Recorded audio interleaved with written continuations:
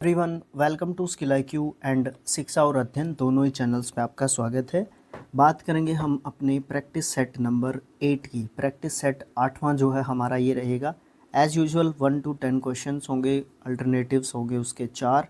उसमें से हमने अपने आंसर्स जो है देने हैं, मतलब हमें अपने आंसर्स को केयरफुली चूज़ करना है और एग्ज़ाम पॉइंट ऑफ व्यू से हमें देखना है कि कितना बेहतर तरीके से हम इन ईडियम्स को क्लियर कर सकते हैं, अच्छे तरीके से सोल्व कर सकते हैं। इसी होप के साथ स्टार्ट करते हैं 8th पार्ट को इस प्रैक्टिस सेट के, the best of both worlds.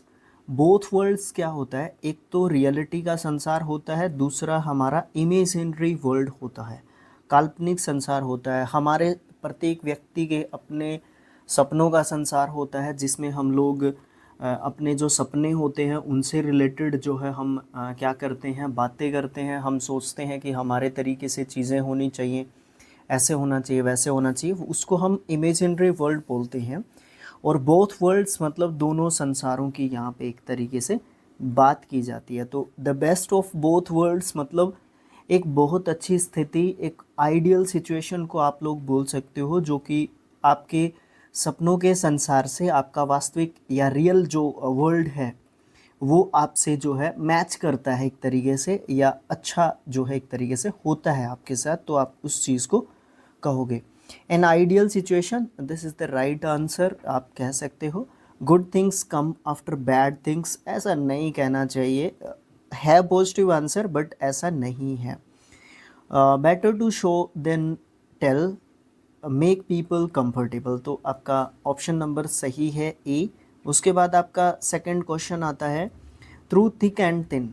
Thick and thin is related to, thick and thin are related to odd and even situations in our life. Okay, तो जो thick and thin है, मोटा या पतला, पोटा क्या बोल रहा था मैं, मोटा या पतला, मतलब क्या है कि हमारी जो लाइफ है उसमें अच्छे बुरे दिन आते रहते हैं, कभी धूप कभी छाया, ऐसे चलता रहता है हमारे साथ, है ना।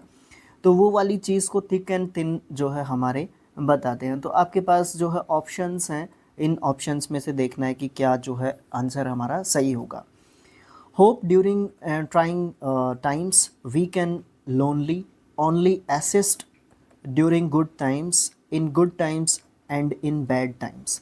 देखो, only assist during good times, अब यहाँ पे थिक एंड थिन की बात हो रही है तो ये ऑप्शन कट जाता है। वीक एंड लोनली की बात ही नहीं हो रही।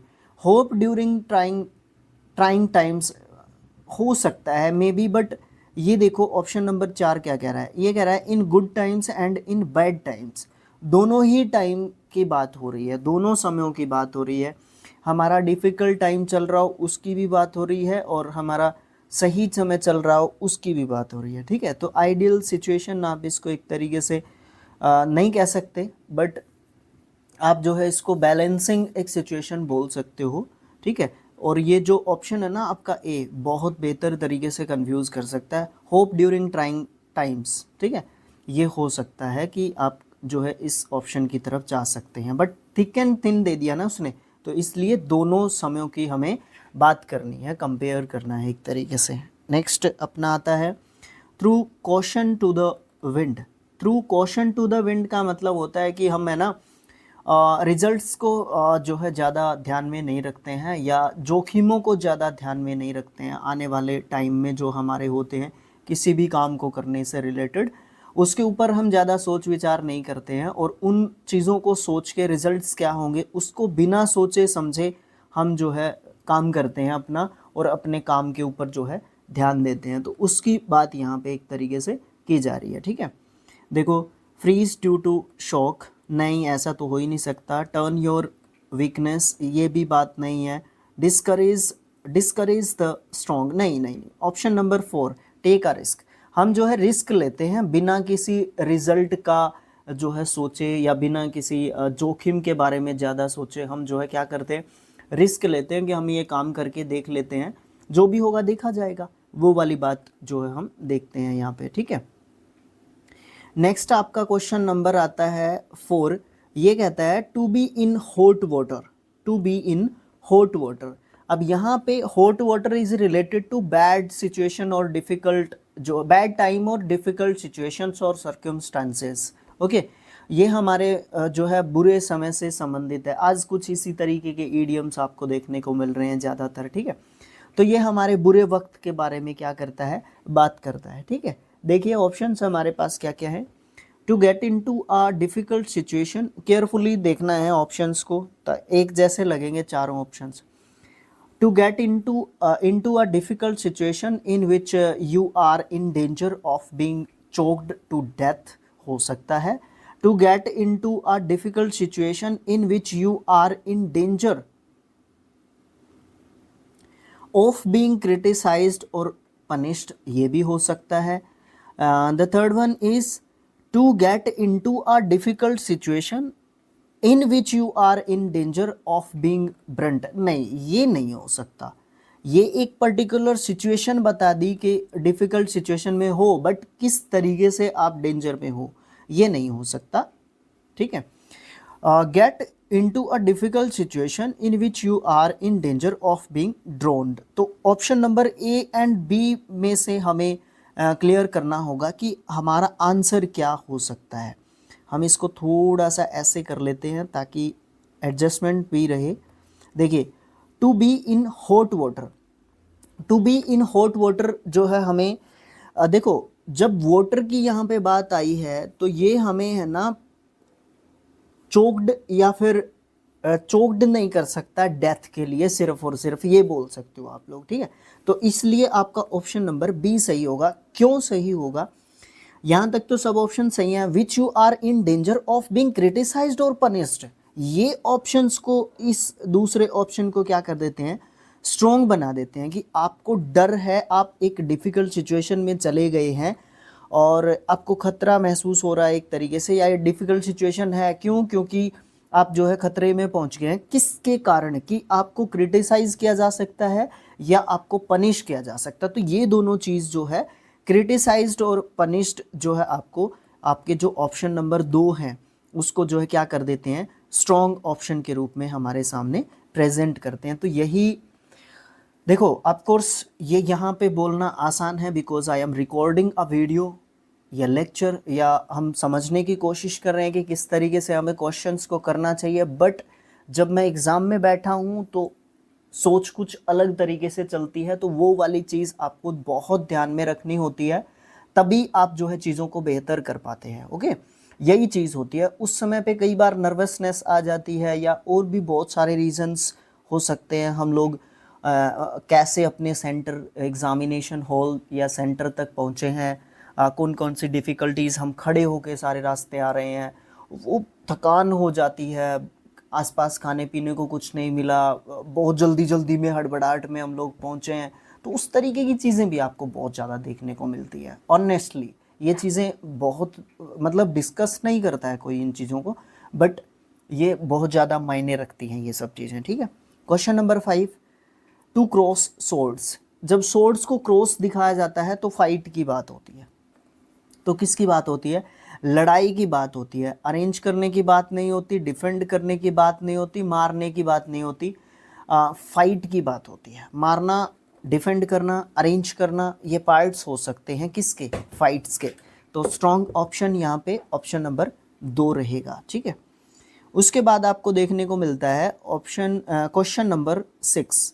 क्वेश्चन नंबर 6 क्या कहता है, ये कहता है get up on the wrong side of the bed, आप सोए इधर से थे, उठ रहे हो उधर से। इसका कहने का मतलब क्या है, फिर वही सिचुएशन, सर्कमस्टांसेस, बैड और गुड सिचुएशंस के बीच में सॉरी कन्फ्यूज़न नहीं कह सकता, बैड एंड गुड सिचुएशन के बीच में कंपैरिजन, ओके, वो वाली चीज़ आपको देखने को मिलेगी यहाँ पे। तो wrong side of the bed का मतलब क्या है कि आपकी स्थिति, आप शाम को ठीक तरीके से सोए थे, बट जब सुबह आप उठे हो तो आपको थोड़ी सी सिचुएशंस डिफ़िकल्ट आपके लिए हो चुकी हैं, या कुछ आपके साथ अनहोनी हो गई है, होने वाली है, ऐसी आशंका आपको देखने को मिल रही है, ठीक है। तो उस चीज़ को आप wrong side of the bed से जो है आप दिखा सकते हो। बैड, बैड नहीं बेड। डिस्ट्रॉय और ruin a plan, go to bed और go to sleep, someone who is having a good day, someone who is having a horrible day. Yes, option number 4 या फिर चॉइस नंबर 4 हमारी जो है बिल्कुल सही रहेगी। हमारे साथ कुछ ऐसा हो सकता है कि आज का दिन हमारे लिए बिल्कुल भी सही ना रहे या ना हो। To show a clean pair of heels, clean pair of heels, अब पाँव की हील्स जो है आपको कब दिखेंगे, जब आप बहुत तेज दौड़ रहे हो। और ये कहा जाता है कि जब हम पीछे देखे बिना भागते हैं, उस इस प्रकार की सिचुएशन डर में जो है ज़्यादा दिखाई जाती है, ठीक है ना। बहुत ज़्यादा तेज़ी से भागते हैं और पीछे मुड़ के देखते भी नहीं है कि क्या हो रहा है क्या नहीं हो रहा है, ठीक है। तो वो वाली चीज़ जो है यहाँ पे डिनोट करने को आपको मिलती है, ठीक है। ओके, तो उसके बाद क्या है, ऑप्शंस क्या है हमारे पास। To run very fast, to run very fast आप बोल सकते हो। टू क्लीन शूज़ फर्स्ट, ये तो होगा ही नहीं अकॉर्डिंग टू वर्ड्स है ये। शो क्लीन शूज़, ये भी नहीं होगा। शो क्लीन फीट, ये भी नहीं होगा। टू रन फास्ट जो इसका आंसर होगा सही। नेक्स्ट क्वेश्चन है trading on ice, thin ice. Trading on thin ice मतलब खतरे मोल लेना, एक तरीके से आप लोग बोल सकते हो, या किसी रिस्क पे आप जो है एक तरीके से काम एक तरीके से कर रहे हो, है ना, इस तरीके का आप लोग बोल सकते हो। Making a thin ice sculpture, नहीं नहीं नहीं, ये तो बात ही नहीं हो रही। To be in a dangerous risky position, yes ये हो सकता है। Playing with sharp icy icy icicle icicle, भाई ये क्लियर कर देना मुझे कि क्या बताया गया है यहाँ पे, ठीक है।